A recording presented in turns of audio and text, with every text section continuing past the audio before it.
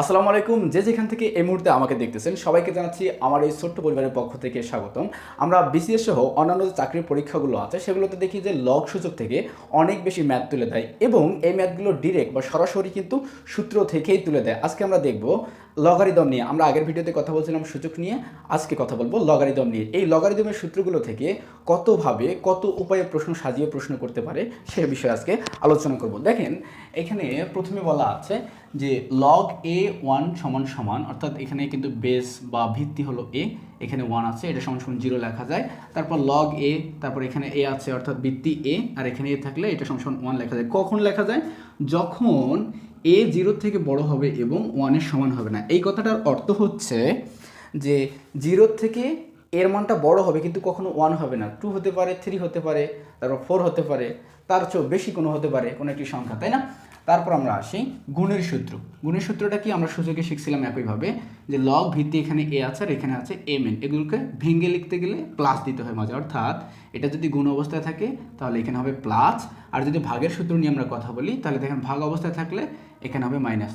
অর্থাৎ গুণ অবস্থায় থাকলে প্লাস, ভাগ অবস্থায় থাকলে মাইনাস। কত মজা, তাই না? এখন আমরা দেখি, দেখেন এখানে লেখা আছে এম ধনাত্মক এবং আর কোনো বাস্তব সংখ্যা হলে লগ এ বা এম এটা হলো একটা ধনাত্মক সংখ্যা, এবং আর কোনো যদি বাস্তব সংখ্যা হয় তাহলে লগ সূচকের নিয়ম বা লগারিদমের নিয়ম হচ্ছে এইটা সামনে চলে আসবে। এই যে সামনে চলে আসছে, আর বাকিটা কিন্তু ঠিক হয়ে আছে। তারপর কি, যে লগ এ ভিত্তি এ এখানে এম আছে, এটাকে এভাবেও লেখা যায় লগ এ এম গুণন লগ এ ভি, ঠিক আছে, এইভাবে লেখা যায়।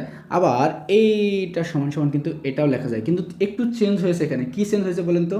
এটা কিন্তু দেখেন ঠিক আছে, এই পাশেরটা ঠিক আছে। যখন আমরা ব্যস্তকরণ করে ফেলছি তখন কিন্তু এই এটা উপরে গেছে এবং বি যে এখানে ছিল এটি কিন্তু ভিত্তি হয়ে গেছে, শুধু এতটুকুই এখানে পার্থক্য। তারপর আমরা দেখি 6 নাম্বারটা, লগ এম এন আছে, যখন আমরা ভেঙে দিছি বা আলাদা করে নিছি এটা কিন্তু এভাবেও লেখা যায়, এভাবেও লেখা যায়, একই কথা। অর্থাৎ লগ এন লগ এম এরকম ফিগারে যখন ম্যাথ আসবে তখন কিন্তু আমরা এভাবে ডিস্ট্রিবিউশন করে নেব, ঠিক আছে।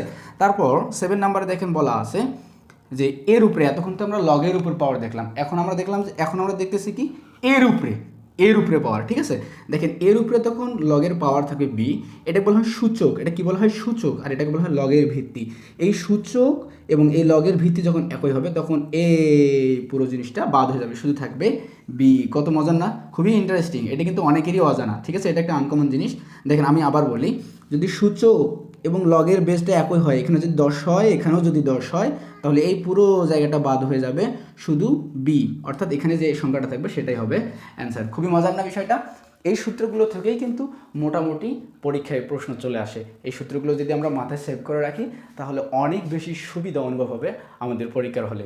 ধন্যবাদ, ভালো থাকবেন। পেজটিতে নতুন হলে অবশ্যই ফলো এবং ইউটিউব থেকে দেখলে সাবস্ক্রাইব করে আমাদের পাশে থাকবেন। আসসালামু আলাইকুম।